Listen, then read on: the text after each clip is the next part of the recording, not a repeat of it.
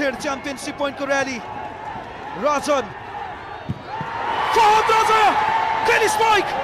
गण्डकी प्रदेश champion बन्न सफल.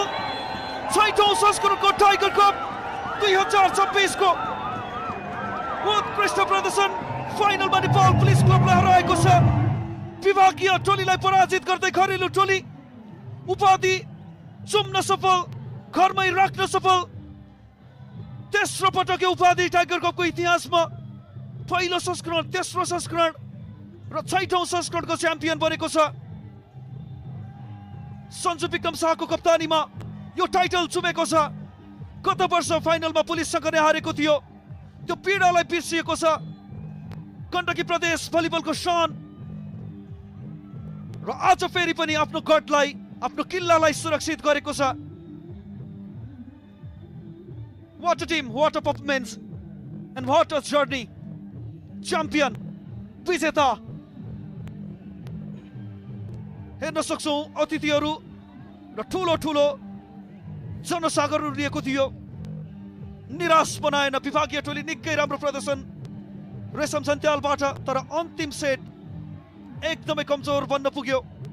लय बिगार्न पुग्यो पुलिसले र गण्डकी प्रदेश माछा पुछ्रे र अन्नपूर्णको यो काखमा यो टिमले फेरि पनि एकपटक आफ्नो झण्डा गाडेको छ. यस धरतीमा बधाई छ. निराशन चन्द्र कुवर उपविजेता बनेको छ उनको टिम र सञ्जु विक्रम शाहको यो ब्यानर लहराउँदै गण्डकीका समर्थकहरू उल्लासमा छन्, ऊर्जामा छन्. आफ्नो टिमसँग यो सेलिब्रेसन खुसी साट्दै गण्डकी प्रदेश.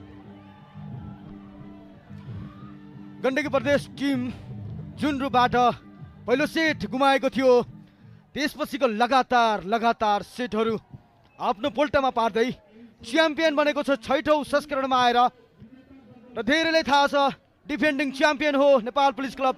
3-1 को सेटमा नै हराएको थियो अघिल्लो संस्करणमा र यो संस्करणमा 3-1 को सेटमा नै नेपाल पुलिसलाई हराएको छ गण्डकीले.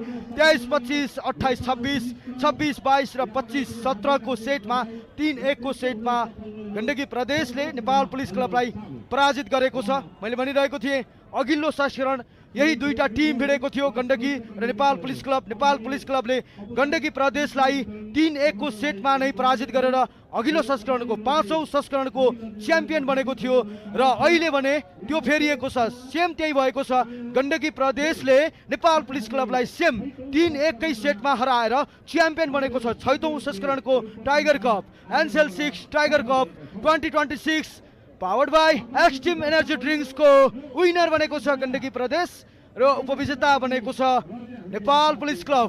गण्डकी प्रदेश च्याम्पियन भएसँगै 6,66,666 रुपियाँ पुरस्कार सँगै सिल्ड मेडल र प्रमाणपत्र प्राप्त गर्नेछ. उपविजेता बनेको टिम नेपाल पुलिस क्लबले 3,66,666 सिल्ड मेडल र प्रमाणपत्र प्राप्त गर्नेछ.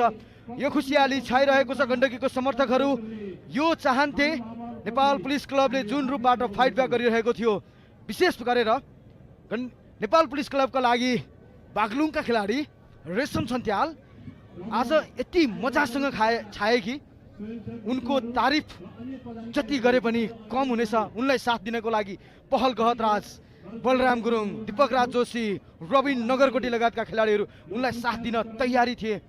तर 3 जना पाकिस्तानी खेलाडी लिएर कोर्टमा आएको उत्रिएको गण्डकी प्रदेश यो च्याम्पियनको लागि योग्य रह्यो. देख्न सक्छौं मुस्तफा खान आफ्नो समर्थकसँग खुसी साटिरहेका छन्. मुस्तफा खान, फहद राजा, त्यस्तै गरेर हामी यो ट्रफी हो प्राप्त गर्ने. प्रथम, द्वितीय, तृतीयको लागि प्रदान गरिने सिल्ड अथवा ट्रफी भर्खर मात्र देख्यौं. हामीले विदेशी खेलाडी, पाकिस्तानी खेलाडीको कुरा गरिरहेका थियौं. गण्डकीबाट खेल्ने मुस्तफा खान, फहद राजा, अदनान खान यो देखिरहेका छौं.